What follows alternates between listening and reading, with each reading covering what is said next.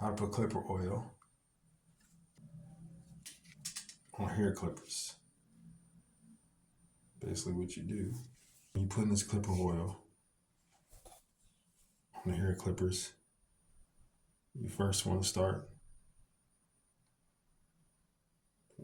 on 3 sides. And then you want to go to the corners.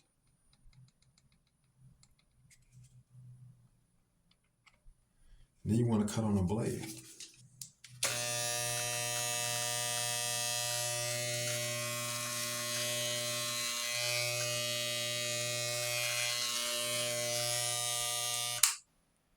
That way you can make sure the oil moves around.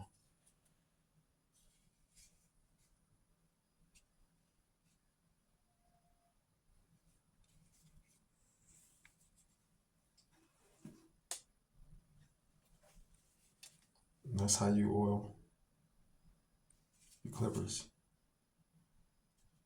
your hair clippers.